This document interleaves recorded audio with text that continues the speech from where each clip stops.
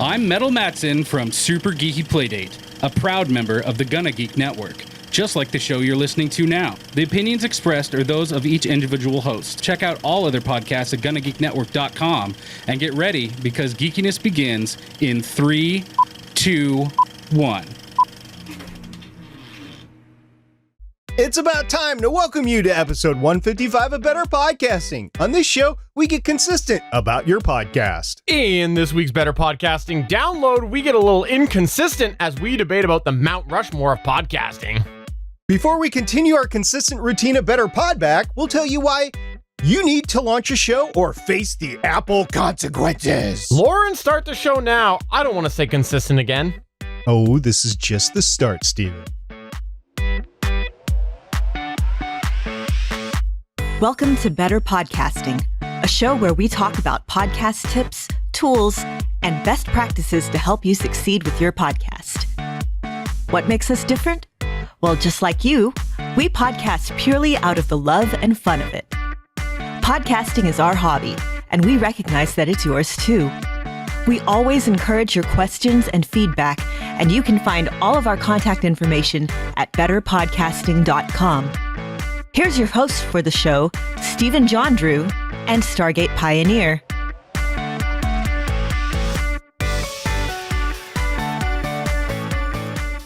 Welcome to episode 155 of Better Podcasting. My name is Stephen Jondrew, and of course I have the fantastic, the super Stargate Pioneer.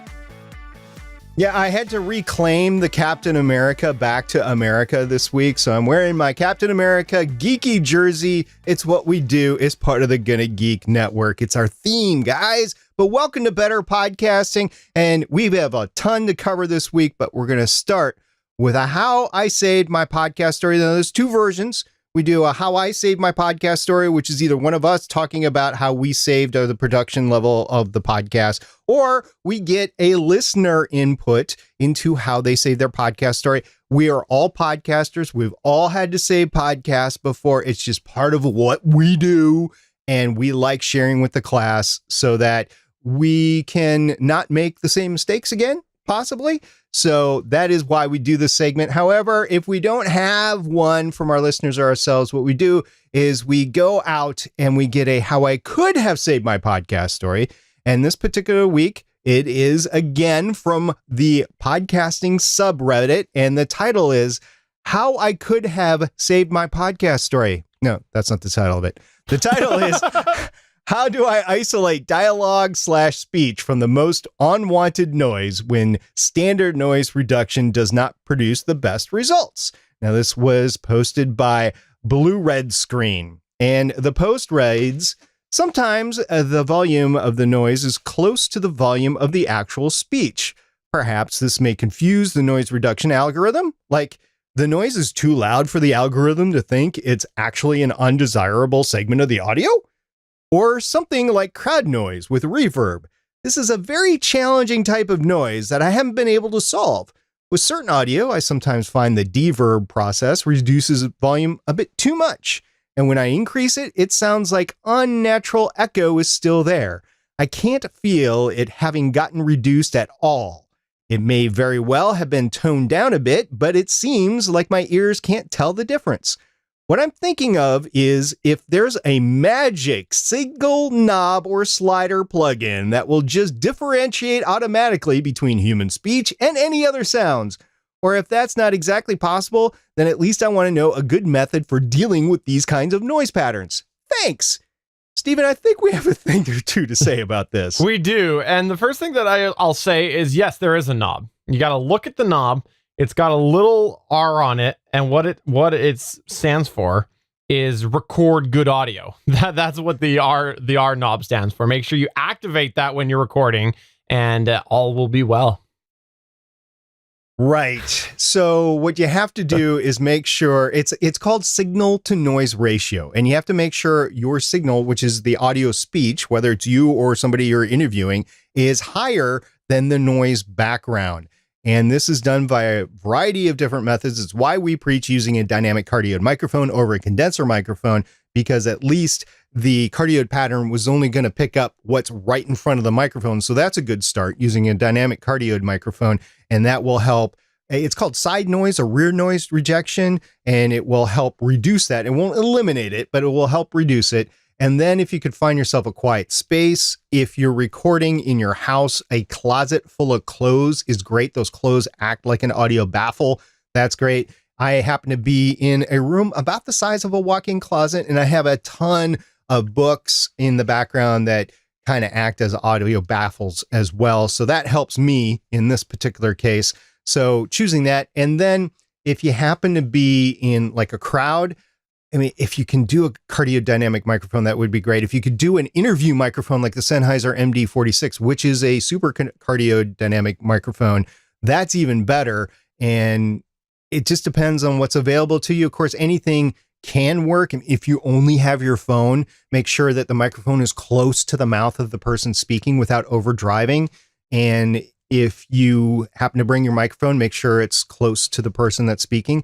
I mean, Stephen, you're absolutely right. You have to get good signal, and you have to reduce the ambient noise somehow. And those are ways to do it. But if you're just doing a condenser microphone or that Blue Snowball that you brought with you or Blue Yeti, you're going to end up not being able to differentiate. And there's nothing you can do in post. You can use deverb until you're blue in the face, but you're going to sound like you're underwater. You can use the Audacity noise reduction till you're blue in the face, but it's going to sound like you're underwater. It's just going to be one of those cases. And if you happen to have that golden bit of audio and there's a ton of ambient noise behind it and you just can't get rid of it, you have to ask yourself, is this audio really worth giving to my audience? Or do I just have to scrap it or maybe put it in post or something and not worry about the audio quality? Yeah, and one thing that I want to mention as far as actually the whole plugin question and whatnot is that there is a different level of quality between different noise reduction methods. If you take a look, like there is a built-in one to Audacity, there's a built-in one to Audition. Isotope, there's actually two different versions of noise removal within Isotope. There's one that's included in the Elements, and then there's a better one included in the higher pack. Waves has one called NS1, and I've played with many of these, some of them on trial basis, some of them my own, and they do all sound different. They all give different results. Sometimes some are better than others, but at the end of the day, they all have the same flaw. You do too much and you sound underwater, like SP said. So, you might, if you have a couple of these, try one, and if that doesn't work, try another, see where you can find the best balance, because they all do work a little bit different, and they, I'll argue with anybody that says they're all the same. To me, the experience has been very different between them all. So you might want to try another one if you have a couple, but again, if you're not recording good audio and you've just got so much background noise, you're just not going to get that out. It's not going to happen. It's just, it's impossible without, at least I'm going to say it's impossible for a podcaster. Right. So that is how I could have saved my podcast story. We do like a how I saved my podcast story from our listeners, and you can get it to us in video fashion. If you want to record a little video, we will play it. That is our preferred method because we are a video show as well on YouTube. You can get us an audio recording, which we will play, or you can send it to us at podcast@betterpodcasting.com, and I will do a dramatic reading of your how I saved my podcast story. And as a little teaser, Stephen, we're queuing one up for next week. Are we really? Oh, this is news to me. I had no idea. It's not like I've prepared it.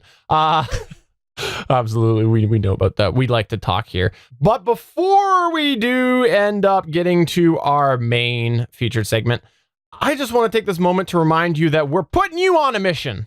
That's right. We are assigning a mission to you, the listener, so that you can help yourself and help us help other listeners. What we want you to do is we want you to listen back to one of your recent episodes within the last couple of months and listen back to it from the perspective of a listener and set one goal based off of listening back to it. So this should be something that the goal essentially is going to be reflecting something that will benefit your listener. So set one goal for 2019 that you want to achieve as you listen back to that show. So again, keep the listener in mind, and we want you to send us an audio clip, send us text, send us a video if you prefer, because we're going to do a full episode with these clips. So please let us know, what is that one thing you've picked by listening back to your episode? SP, what day should they send it to us by? You need to send it in to us by December 9th, 2018. Absolutely. So please send that in to us, and then we will hopefully feature you on the episode that we do. You can send that in to podcast@betterpodcasting.com. If you want, you can send us a message elsewhere and whatnot. We'll try to collect those. But ideally, we get an audio or video clip from you so that we're not just having to read out the whole time. We would love an audio or video clip because we like to be lazy.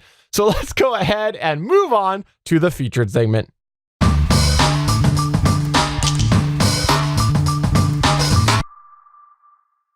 In podcasting, people often say it's important to be consistent, but what does that mean? Okay, so today we're going to run through some areas of consideration and some tips on how to achieve that consistency. The first area of focus that we're going to look at is the release schedule. Are you meeting the expectations for your release schedule? Now, this doesn't always have to be the exact same day. Now, that can be beneficial, but ultimately it's important that you are meeting the expectations outlined with your audience. So don't bill it as a weekly show and then take weeks off routinely. I mean, if you're going to do that, do a bi-weekly show or do a monthly show. Don't do a weekly show if you're not going to actually release weekly. Now, the benefits to this is that people know when to expect your show. If you don't meet that, then people might question if you care about them anymore and if you're still podcasting. #true story. They also might look for a replacement show. #true story. Now, some other benefits of a consistent release schedule include a continuous workflow. You're never going to get stuck not wanting to start again because you're continuously in that production mode. And you can fit it into your weekly schedule or your routine schedule. It doesn't have to be weekly. And that is in midst of other commitments that you might have with work, with family. And also, I found that some people just work well with due dates. So that could be a benefit for you as well. And you also have, and we'll talk about this a little bit later, the ability to refine your production value. You can review your hosting and presentation skills on a routine basis. And if something is off with your technological recording or production, you can actually get that fixed a lot sooner than if you stack 20 recordings and all 20 recordings have something wrong with it. And then you're stuck with half a year or more of recordings that suck, or you have to redo it. Great point. Reason that I don't like people who stack up a whole bunch of episodes ahead of time for that exact reason. Another area in regard to consistency is the episode content. And what we mean by that is, are you sticking to your topic or are you all over the place? If you choose a topic for your show, you definitely want to make sure that you're consistently achieving that topic. It's not a good idea to say, I'm going to talk about movies, and then do an episode where you talk about shoes. Shoes. Now, you could link the two. You could talk about the ruby slippers from The Wizard of Oz, but if you're not doing that, then you are not being consistent in your topic. No. The other thing as well is consider, is your structure that you've established being followed? Even a Ramblecast generally should have some form of structure. Is it like we're going to introduce ourselves, or we're going to start with A and then move on to our random discussion? You want to make sure that you are consistently following that structure so that people know what to expect. As well, is the feel or delivery of your show consistent? I'll give you a little story. I actually listened to a podcast, and for a while there, the podcast host decided that they are going to inject less personality in there. To me, it was pretty obvious that it was a clear decision, because one day they had personality, the next day it was just more down to the content. Well, when they did that, I started to be like, where is those hosts that I like? You know, they've been so open and friendly and so personable for so long, and now it's gone. So I felt a little odd about that as a listener. Well, then that went on for a while, and they established that as their new routine. And then all of a sudden, that personality was back. And guess what? Now I felt as a listener that it felt less controlled. So while the net change was really not nothing because they went back to how they were, as a listener, both times that they made that change, it registered with me and I had a negative impact. So, it's all well and good to experiment. You got to make sure you continue to grow. But if you are just doing a quick 180 with the delivery or the feel of your show, your listener might notice. It might be for the benefit, but you got to be sure of that, because if you're all over the place, the listener's going to feel that. So, Stephen, what you're telling me is you just don't like change, right? That's true. I don't do well with change at all. So I'd say that a little bit in jest here, but the important part is your listener might not like change as well. They might just like the show, how you have it in general. I know it can't go on forever, but if you keep your show the way it is for a lot longer without too much change, then you're liable to keep those listeners that don't deal well with change. It's the only reason I bring it up. There's other benefits here, and some of which are you're able to prepare your content routinely. So in terms of your content production, you're able to keep that standard as you go from show to show, and you can actually improve it just like you could your audio or your hosting skills from week to week. And here's something that we haven't done very much recently on Better Podcasting, but we have in the past. You can carry on arcs of content. Like we did planning, and that was a 3 or 4 show arc. We did microphones. That was a 3 or 4 show arc. So you can do that if you prepare consistently over time. Another area that you can focus on with consistency is the quality. Okay, so the obvious part about talking about consistent quality is going to be the audio quality if it's an audio podcast, or the audio and video quality if it's a video podcast. Does your podcast offer a consistent sound? This is obviously something that we want to mention here, because if you are all over the place and 1 minute you sound like you're talking through a tube and the next minute you sound full and boomy and like you're a professional product, then it's going to not register well with the listeners. You might find them constantly adjusting their volume knobs, things like that, and that will often drive the listeners away. Inconsistent volume is one of my biggest turnoffs from podcasts. If I'm listening to a show in the car and I'm having to constantly reach that volume knob, the odds are I'm going to unsubscribe to that show. It is beyond infuriating to me. Yeah, I've stopped reviewing shows that have applied to the network because their audio is so inconsistent. And then I'll try another show. It's inconsistent. I'll try another show. So I'll give them 3 shots. And unless they've told us that these episodes are bad audio wise, but we're improving, or we've improved since then, I will just say, okay, I'm done, and I'll go on something else. And your listener is probably going to do the same thing. Now, another area of quality is the level of quality of what is being provided to your listener. Now, this often stems from the dedication that you have to your show. For example, you could have a really solid episode overall, giving a lot of great information, but 1 week you just aren't so dedicated. So you still put together a good sounding, well thought out filler episode, but ultimately it is still filler episode. And although that content might be consistent with your previous weeks in terms of time, and it's just a good formed filler episode, at the end of the day, it's still filler episode, and you lack your dedication, and it will probably show if it's just a generic topic compared to the ones you usually choose. And I'll give the example. If anybody's watched a long form television show in the 20 episode per year range, it used to be 26. Now it's like 20, 21, 22, 23, somewhere on there. Odds are you're going to get filler episodes where the cast and crew just need a week to like breathe, maybe not do as many physical stunts as they had been doing in the past. Maybe the writers need a short break, or maybe they're working on a bigger combined project. And so they take a slough week off and just get something out as they prepare for this bigger episode, like a mid-season finale or a big event in their show or something like that. Like The Walking Dead, they just did the last episode of Rick Grimes. So that was a big one for them.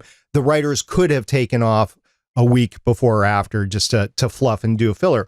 As a watcher of that show, you notice those filler episodes and you go away unsatisfied and like, why am I watching this show? Especially if you're on the fence of keeping to watch that show. And with so many podcasts out there, I guarantee you, your listeners are always on the fence of maybe going to another show. So if you put out a filler episode, that could be the impetus that your listener has to say, okay, I'm done with this. Too many filler episodes. I'm on to another one. It's like whenever SP's fired me. That's the filler episode, right? No, that's real, Steven. Oh, wait, the rest are the filler episodes. The ones with me, those are the filler episodes. Well, you said it, I didn't. All right. So with this said, how are you going to achieve consistency with your show? Let's say you're in a situation where you decide you want to achieve consistency, but don't know how to do that. We've got some tips on how to approach this. First, the best thing that we can say is to write down your objectives. Start by outlining what you want to achieve. It's important to define your goals on what areas of consistency you need to develop. It's best at this stage to identify every consideration that you have in regards to consistency. This is important that you look at everything that you want to achieve and write it down, so now you have this reference point of what your goals are. And the next is going to be to outline what areas of this that you're doing well and what areas that you feel you need to improve on. Again, try to write this down somewhere. And then you can rate your priorities. What do you want to make happen first? And then from there, you'll be ready for the next step, which is what, SP? Next is the difficult part. How are you going to achieve this? Sometimes working backwards can help. For example, if it's a consistent release date, when does that mean you'll have to edit your show by? Then when you will have to have it recorded by? When you will have to have it prepped by? You have to back up those dates or those times in case you're working for hours. Or let's say you're looking to improve your quality of your content. What did you identify in the previous steps as being your shortcomings? If it was the weeks that you had an external factor, such as perhaps weeks that you have to go out of town for work, like both Steven and I have had to do, then maybe this will mean you need to forecast those a little bit better. And how will you prep for those weeks? Do you have a fallback episode in the can that you've spent some time developing on? Or maybe you'll spread the prep for that 1 week over the course of several weeks prior, which is kind of how we've done the holiday episodes in the past here on Better Podcasting and GonnaGeek. It's best at this stage to do a bit of mud throwing. So throw the mud at the wall and see what sticks. Play with some different concepts and see what seems the most promising for those objectives that you wrote down. Let's say, for example, you're having audio quality consistency problems. In the previous step, you may have identified that this was because many weeks you're having to fall to backup recordings because something has gone wrong.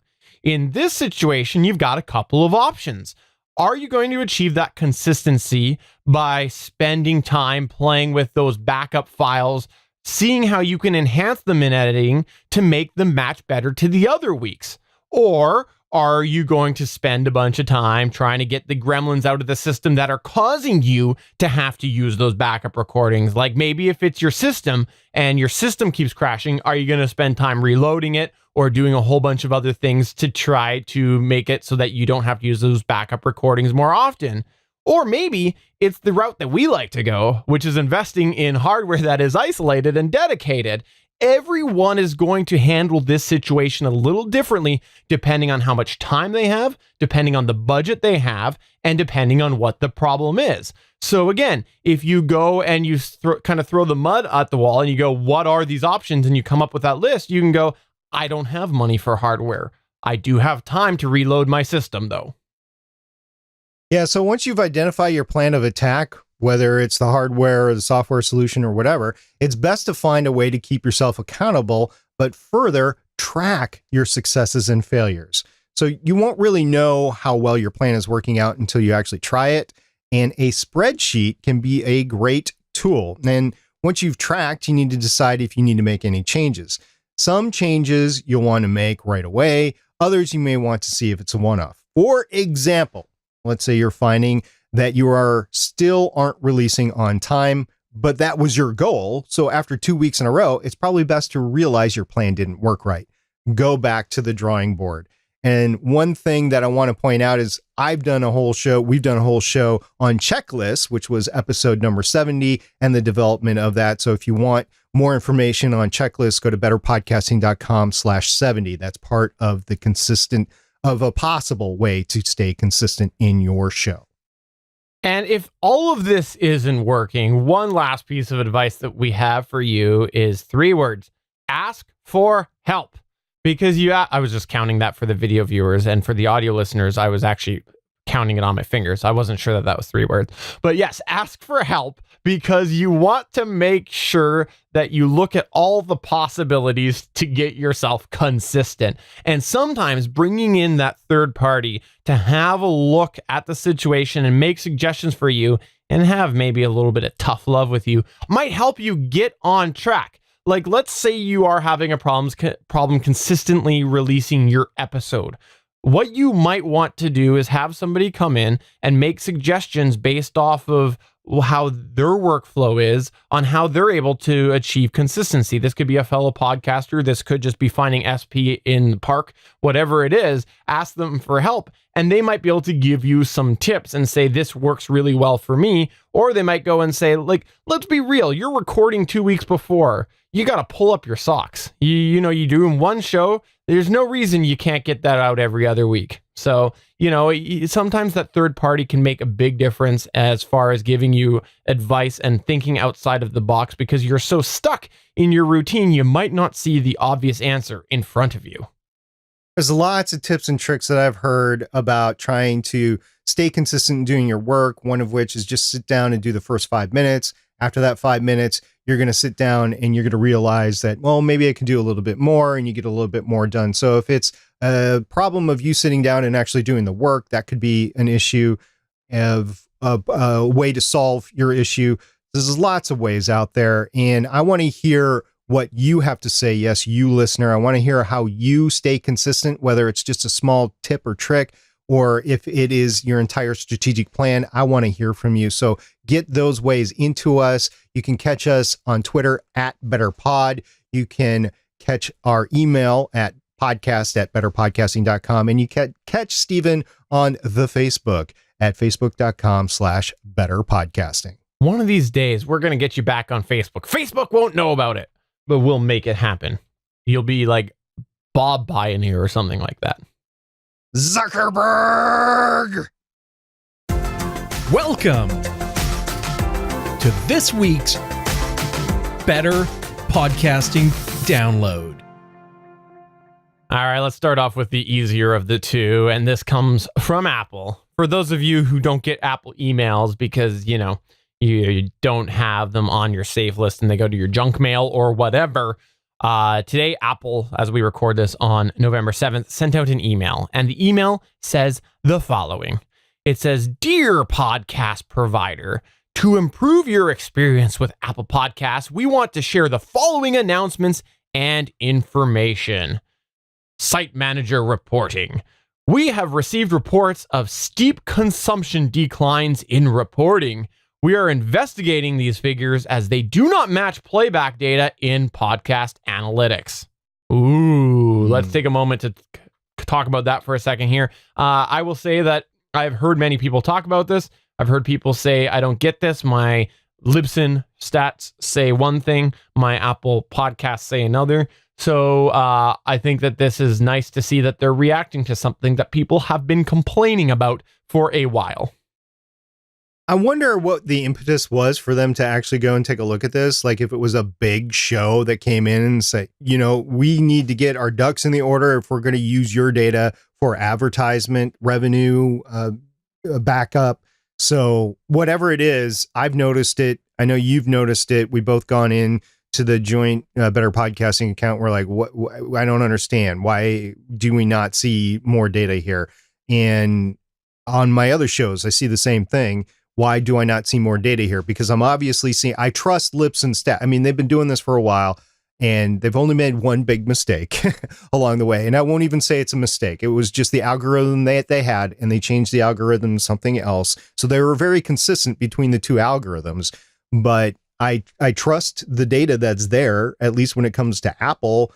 And why am I not seeing that from Apple? So that is one of the many reasons I have not gone into Apple and used those consumption statistics, because I'm like, I'm getting what I need from Libsyn. I don't need to go somewhere else for it. And I believe that this is to do with the missed reportings in the chat. By the way, we do record this live on Wednesdays at 8 o'clock p.m. Eastern Time, 5 o'clock p.m. Pacific Time at geeks.live. We do actually have Bangs Naughty Bits from Reddit saying, is this where the stats were manipulated for rankings and such?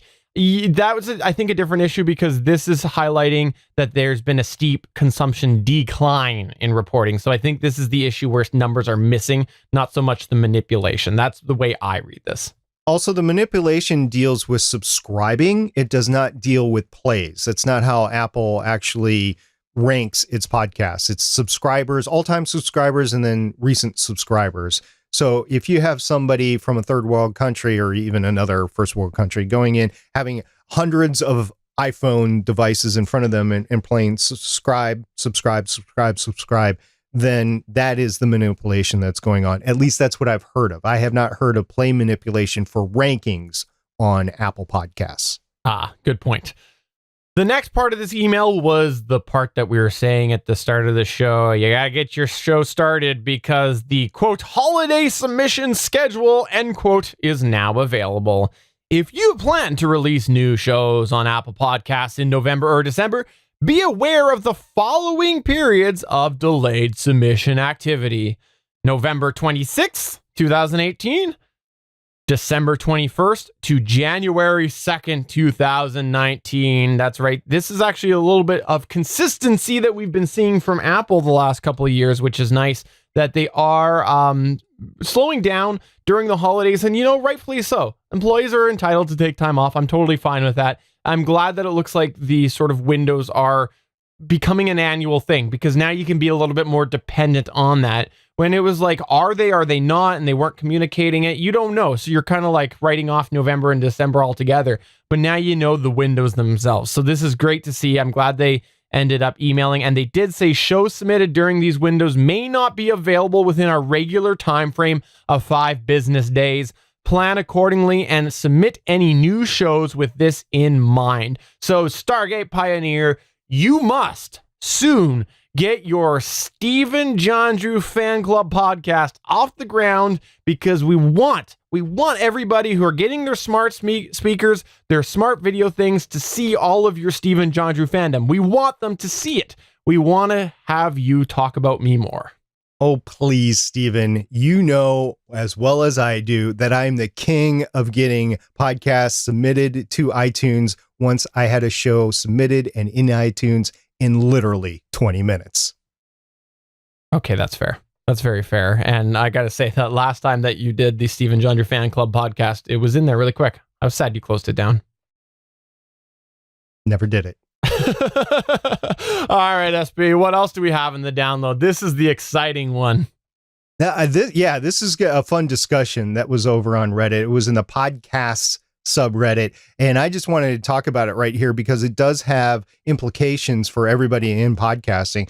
So the post by the Bamboozler said the title was, "Who would be on the Mount Rushmore of podcasting?"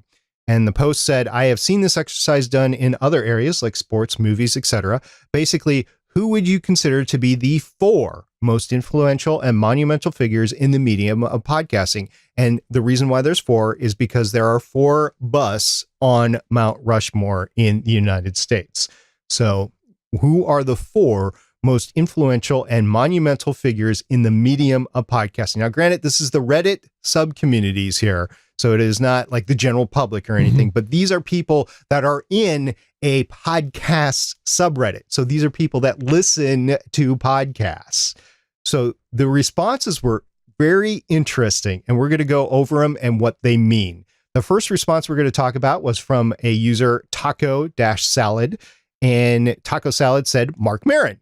Jesse Thorne is deserving as a founding father of monetized original content podcasts on the Maximum Fun Network. He also helped Maron with his original audio setup." And of course, Mark Maron does WTF with Mark Maron. Mark Maron was most notable recently for having ex-president, or at the time, actual President Obama on his show. We also had good_Hunter85, and I say we because we just stolen this thread. And it was Ira Glass from This American Life, Roman Mars from 99 Pi (Radiotopia). No real explanation on the reason behind that. No, but it's interesting. Roman Mars and Ira Glass. Remember those names. Now, Kiwis Eating Kiwis said, Dan Carlin of Hardcore History. Maybe not the most widespread influential, but still my favorite. There was also Soingi saying, I think Roman Mars would be too humble to want to be on the mountain, but you know damn well he would be the one to write the plaque. Proofer Doofer said, Ira Glass and Sarah Cunning, John Lovett and Mark Maron. And for those that don't know Sarah, she did Serial, the podcast that many say put podcasting on the map. I have an issue with that statement, but we'll just run with it in this particular case. And John Lovett does Pod Save America and Love It or Leave It. And of course, Mark Maron does WTF with Mark Maron. Rural 2 Productions said Ira Glass, Sarah Koenig, Mark Maron, Joe Rogan. Joe does the Joe Rogan Experience, and if you've never watched Joe Rogan, it's a very intriguing, very encapsulating. I watched his interview he did with Commander Hatfield, who had been on the ISS for a while. He's a Canadian astronaut, and it was very, very good for both of them. It was a good. Being involved in space myself, some of the statements Joe was making was like, dude, that's wow. And I'm like, that's just everyday life in space, man, whatever. But it was great to watch that. So, okay, Joe Rogan was considered. And Bo Broland said, I would include a founder of the Medium, Leo Laporte, Dan Carlin for pushing the median, Joe Rohan, and I think that's Rogan, by the way, Joe Rohan for showing it can be lucrative. Ira Glass was mentioned. He's a good choice since his style would inform podcasters to come. Yeah. That's interesting state there. We also had ___Jamil _ say everyone sleeps on him, but Ricky Gervais really popularized the format long before anyone else big was doing it. The Ricky Gervais Show. I would disagree with that very much so, but that was an opinion on Reddit. Okay. Yeah. Swiftboat Vet said Adam Curry with the No Agenda Show. Actually, Adam Curry, as we'll talk about in a little bit, actually invented podcasting. And that was a reply to this with Lost Focus said, yes, Adam Curry and Dave Weiner, two of them invented podcasting. And I have to ask you, Stephen, and this is where my podcasting history knowledge fails, and hopefully somebody can correct me, but did Dave Weiner ever have his own podcast? It seems like something that Emily Prokop from the Story Behind podcast should let us know, but I was under the understanding no. And if so, it was later. And, just because somebody was big back then, I don't think that necessarily makes all future projects big as far as what their podcasting is. But anyways, I think the answer is no, but correct us if we're wrong, because we are wrong lots. Right. So just to clarify, Dave Weiner actually scripted the RSS 2.0 format. So he did invent podcasting. The question is, did he have a podcast? We also had Saucy Fingers over on Reddit say, for sure, he's the George Washington of podcasting. And of course, he was referring to Adam Curry there being the George Washington of podcasting. And then Ben Katz 88 also responded and said, Adam Curry was the first name that popped into my head, and you have it. I totally agree. What's the next one here, SP? Glendiferous said, the McElroys are my first thought. The Night Vale Presents crowd comes to mind as well, since they got a ton of new people interested in podcasts who were never really into them before. And the McElroys do My Brother, and Me. Kaznazarus also said, Scott Ackerman, for sure. And Scott does the comedy Bang Bang, the podcast. Prax 150 responded and said, he is known as the Podfather after all. I was not aware that Scott Ackerman was called the Podfather. I thought that was Adam Curry. Avro Lancaster said Dan Carlin, Joe Rogan, Adam Curry, and Dave Weiner. And then yearly petitions to add Roman Mars that don't go anywhere. And then this was interesting, an interaction, and Novel Antithesis, what I can't even pronounce this, ACANTHIS, so this, IATTA, so can this, Ida said, is that a joke? And then Avro Lancaster said, no. And this was an interesting explanation. So this is getting to the meat of what we're talking about, and then my post down below. So Mount Rushmore isn't the 4 best presidents. It's the 4 presidents that had certain characteristics that in the 20s and 30s, 1920s and 1930s, made them seem worthy of permanent grand reverence. George Washington was the founder, and Jefferson was an early architect of the American Republic. This is why I said Adam Curry and Dave Weiner, 2 early podcasters that were incredibly influential on the medium. Theodore Roosevelt is something equivalent to Joe Rogan, meathead, enthusiast, radical, open mind, etc. And Abraham Lincoln, I figured, was something like Dan Carlin, in that neither were founders, but both helped build the modern United States and podcasting, respectively. Roman Mars came along after all the rest and deserves a spot on the mountain. He's also left wing, and I think fits with progressive attempts to put Franklin Roosevelt on the mountain, meaning Mount Rushmore. So those are the 5 names and why they would be there. And I agree with all that. Now, remember, we're talking about 4 people that fit those characteristics. Now, let's get to my post here. Believe it or not, there is a podcast Hall of Fame, although maybe Podcasters Hall of Fame would have been a better title. There are some insider names and some well-known names included so far. I brought this entity up before, and there has been extreme backlash against some people, i.e. Kevin Smith for one, for not being included. To that, I say the Hall of Fame is young, it's being controlled by industry insiders with agendas, and it has issues. However, for purposes of considering a Mount Rushmore of podcasting, this is a good starting reference. I'd encourage you to check it out if you haven't already. All right, so the first response. The latest weirdo said, no Roman Mars, no Jesse Thorne, no one from How Stuff Works. That's a really lacking Hall of Fame. I responded, haha, it's not my Hall of Fame. It's only presented here as a starting point for the original poster question of Mount Rushmore of podcasters. If you feel those podcasters should be in the Hall of Fame, I'd contact the Hall and with a reason why. And I would. Everybody, if you have a podcaster that you want to see in the Podcasters Hall of Fame, go ahead and contact the Hall of Fame, give them your reason why. So the latest weirdo responded, looking over that list and noting the extreme gaps in that list, I generally believe that this site is not worth visiting. It looks like nothing more than cronyism and agenda pushing. All right. Now we're going to have a little discussion on the Podcast Hall of Fame.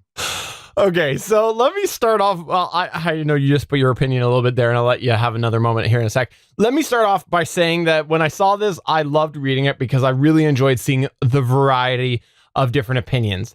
But I have one issue from it right from the start, is that the question's flawed, in my opinion, okay? And the reason why that I think the question is flawed is because the original question that was asked was, I've seen this exercise done in other areas like sports, movies, etc. Basically, who would you consider to be the 4 most influential and monumental figures in the medium of podcasting? And when you do the Mount Rushmore Association, the Mount Rushmore Association doesn't necessarily include the 4 most influential and monumental presidents. It's a little bit different, especially when you consider when that was made, when the monument was made versus now, and also just sort of what the values were back then when it was made and everything. So I don't necessarily think that Mount Rushmore encompasses the description of most influential and monumental figures in the medium of podcasting. So that's my first issue with that.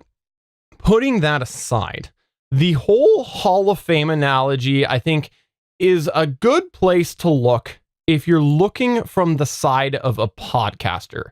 Because yes, there are some other names on there which have had popular podcasts, but when we look at some of the names on the Hall of Fame itself, a lot of them are people who have been influences on other podcasters as opposed to the medium of podcasting itself.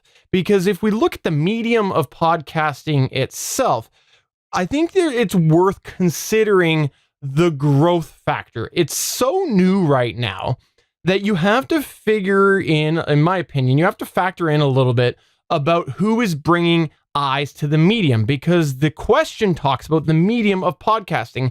It's all well and good to have a bunch of really great resources influencing podcasters, but if that medium has nobody listening, and then all of a sudden you have a show, somebody come in and they develop a show that then gets a whole bunch of eyes on podcasting, that's worth considering because they've helped that medium grow. So I think that there's a little bit of unbalance with the question and relating it necessarily to the Hall of Fame. And I think that's sort of why people took a little bit of issue with your link to the Hall of Fame, because a lot of those names have had a really, really good impact on podcasters and have been a really good asset to podcasters themselves.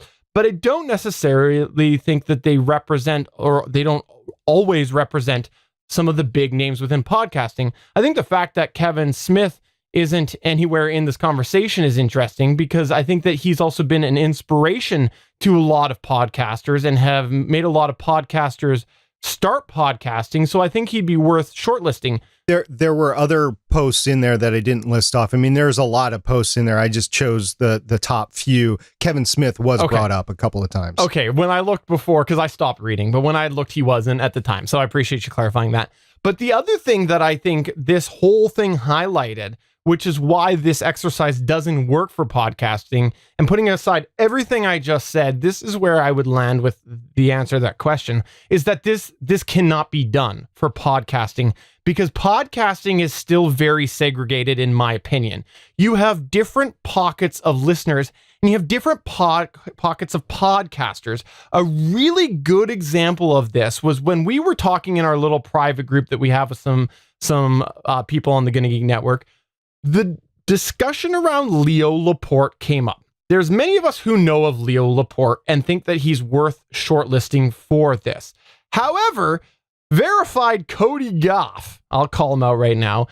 Verified. Podcast award winning. Verified Cody Goff came into the chat and he goes, Leo who? And I linked him all of the information. He legitimately did not know who Leo Laporte is. And I think podcasting is like this. You have people who have never heard of very big name podcasters, but know of other big name podcasters.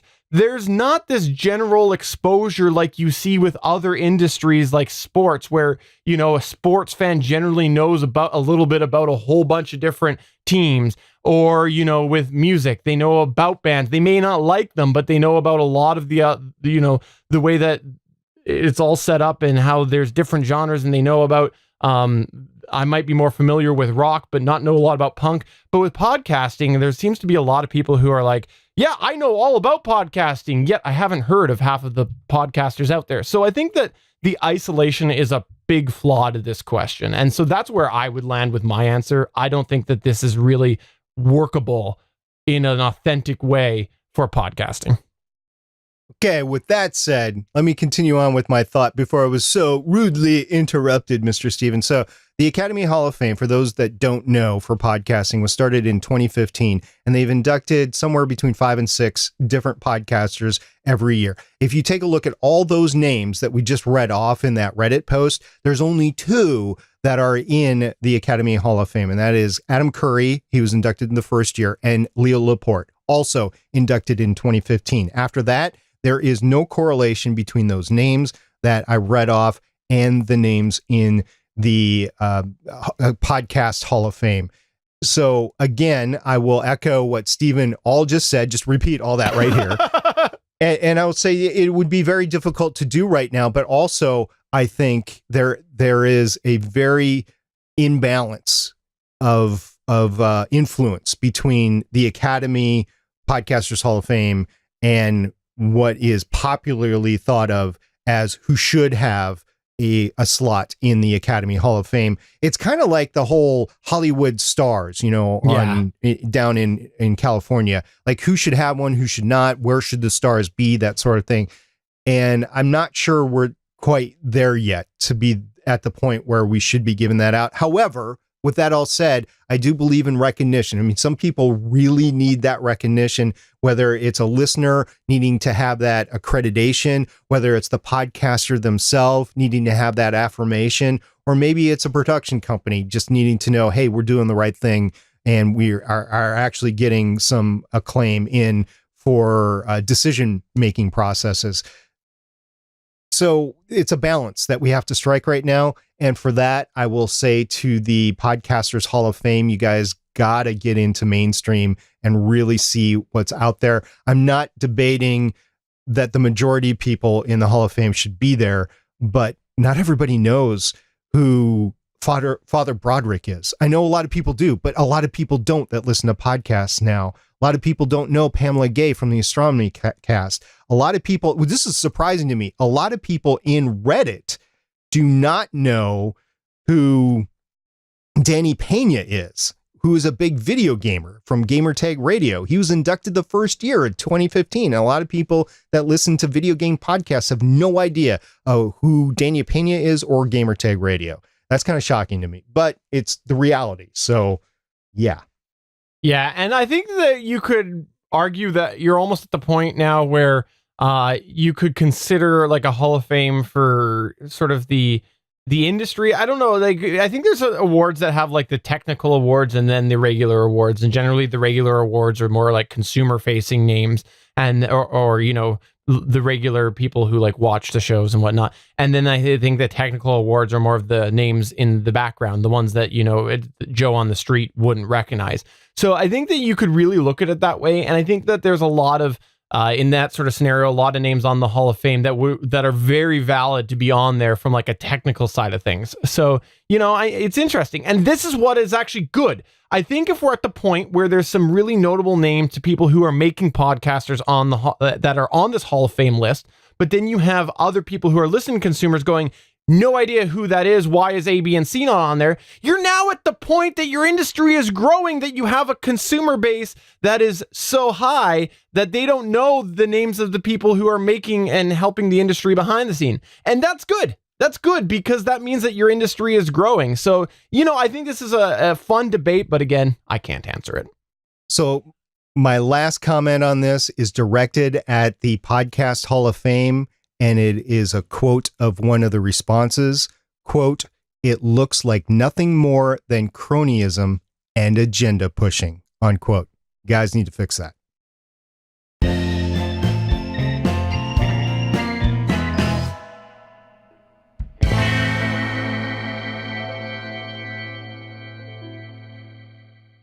In our Better Podback, we have a couple of responses here. One was from Aurelia Pod. Steven, say it with me now. Aurelia Pod. And every time we get slower at it too. I don't know how that happens. Anyway, Aurelia Pod says, a follow-up to my poll answer for today's episode, where I mentioned we do live this past weekend for the first time. Well, here it is. And while I still hold true to my answer, I'm open to doing it again in the future. So that was the live versus produced audio poll that we had on last time. Also, we got a response from Dad.io_Ryan, and he is a host of Dad.io podcasts on the GonnaGeek.com network. And he said, I think Stargate Pioneer needs to get a show going called, quote, Yeti Hunters, unquote, where he hunts down all the schlubs misusing the @blue microphones Yeti microphone for their podcast. Do it Ghost Hunter style, #$1,000,000 Well, here's the thing with that, Steven. There's a story about what happened after that post came out, right? I'm not aware of this story. Please enlighten me. All right. So here is the story. Dad.io Ryan did that. And then they published an episode this past weekend. And I just happened to be on the road and I needed something to listen to over the weekend. You were on the Rode Procaster? No, I should have brought it with. Actually, I should have brought my drone with me too, because there was beautiful fall colors, but I didn't do either. So I was on the road and I was listening to podcasts, and I brought up their podcast, and I'm like, "Whoa, wait a minute! Something's up here." Ryan sounds like he's in a cave. Oh my gosh, what's going on? So I get in a little network chat that we have, and I said, "Ryan, just humor me here. What kind of microphone were you using this past week?" Thinking that there was a story behind it. No. It was a Blue Yeti that he had totally misprocessed. I think he actually recorded from the computer microphone or something, because that's how bad it sounds, but I don't know. And he said he didn't listen to it before he published it, so he didn't know. But yeah, Ryan, you got Yeti hunted. You were the first one. You suggested the idea and you got Yeti hunted. Wow, calling out. Wow, geez. Yeah. Mm-hmm. I got to say, though, that I like the idea. I think it's genius. And SP, you should definitely start it. Definitely start it. And, you know, could we be like a team? You know, what's the team that goes everywhere? American Pickers. We can be like that, where we just banter the whole time. We don't like each other, but we act like we like each other on camera. We have somebody back at home base sourcing different Yetis for us, different places for us to, I think, I think there's a Yeti over here. Go check this out. I hear there's a hunch over there. So, we should do that. You know how much privacy information we'd have to get into in order to do that? No, thank you. But yeah, that would be a fun show, because the amount of shows that I hear using Yetis or condensers or headset microphones, I'm like, oh man, I want to listen to this, but I'm not. So, or maybe it could be like a pimp my ride thing. Pimp my mic. We do that. Oh, we'd have to team up with a sponsor to do that, like Electro Voice. We'd be coming and rolling in, go, here's your new RE320. All right. And lastly, by email, we had an email. It's been a while since we've mentioned this name. Loyal listener, Johnny Pennington. He sent us an email today. Actually, specifically, he sent you a message, Stargate Pioneer. So I will let you read out the email. Got to get ready for, the dramatic reading. Me. Okay, here we go. This is Johnny Pennington. He says, SP. Oh, well, let me do it right. He says, quote, SP. I just thought that I'd take a moment to comment about Better Podcasting's live stream after shows. First of all, those that miss the live stream really do miss an education on all the problems and mistakes that can happen while producing a podcast and how to overcome them. By seeing the raw unedited version, then viewing the edited show, the comparison is like a mini course in podcast production. Additional, those that miss the unedited version really miss a lot of fun, often insane banter between you and Stephen Jondrew.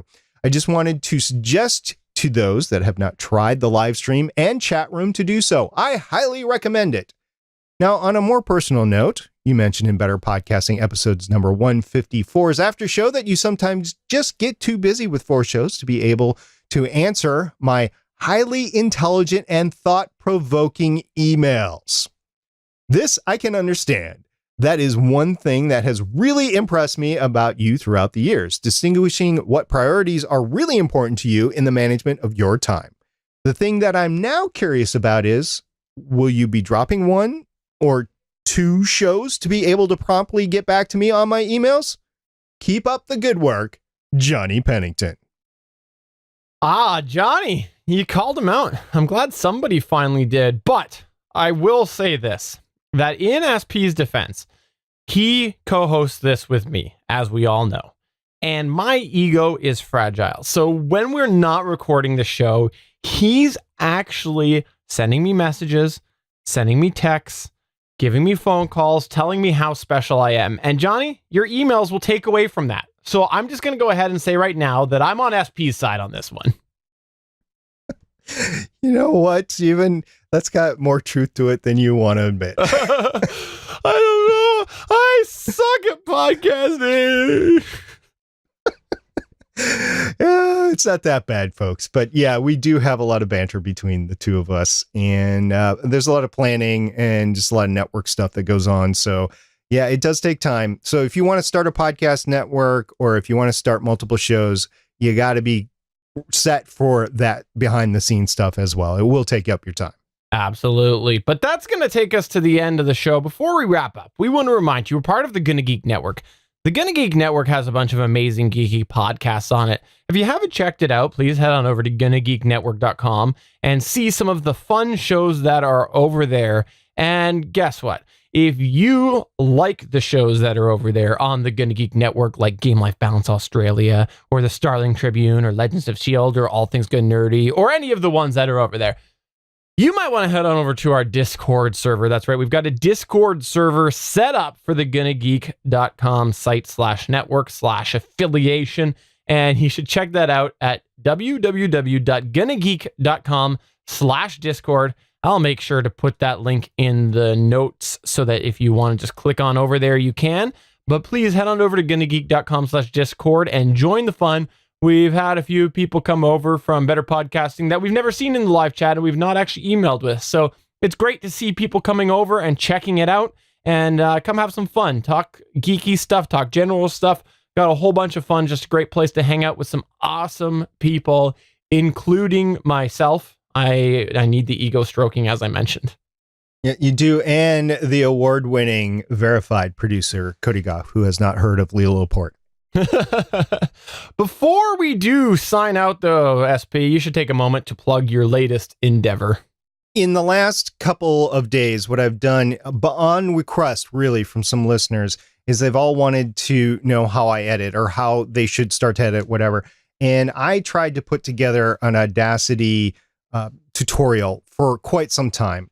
And I just don't have time to put that together. So what I've been doing instead is I've been live streaming my editing session. So I'll just sit down and edit, and I'll explain what I'm doing along the way. And I stream that to Twitch, twitch.tv/Stargate Pioneer. So go ahead and subscribe there if you're on Twitch and you want to see how I edit on Movie Studio, Vegas Movie Studio 15.0 Platinum, and then Audacity later when I do my audio edit. So you get a flavor of both. And then what I've been doing is I've been putting it on a YouTube channel, which is SP's Edit Walkthroughs over on YouTube. And we'll get a short link for you next time. But if you want to go ahead and learn how to edit by viewing how I edit, please go ahead and do that. And maybe along the way, we'll have a guest streamer by the name of Stephen Jondrew or something like that. And he can show you how he edits as well, because it is slightly different just because of the way he produces his show. We do use a lot of the same products, but he can go ahead and be a guest maybe sometime.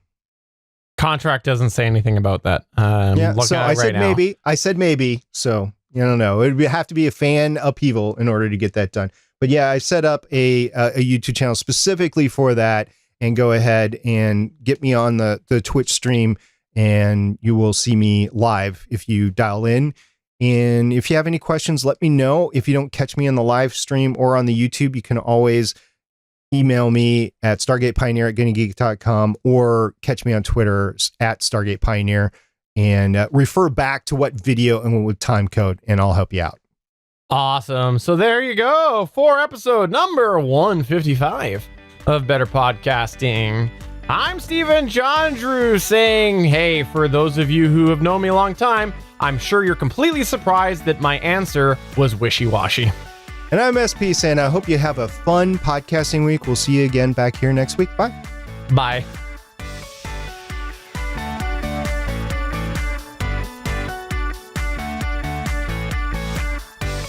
Thank you for listening to another episode of Better Podcasting. We want to hear from you. You can find all of our contact information at betterpodcasting.com. If you like the show, please consider giving us a 5-star review in iTunes. We encourage you to check out all of the other geeky podcasts available at GonnaGeekNetwork.com. This has been a GonnaGeek production. Thanks for listening, and we will see you again next week.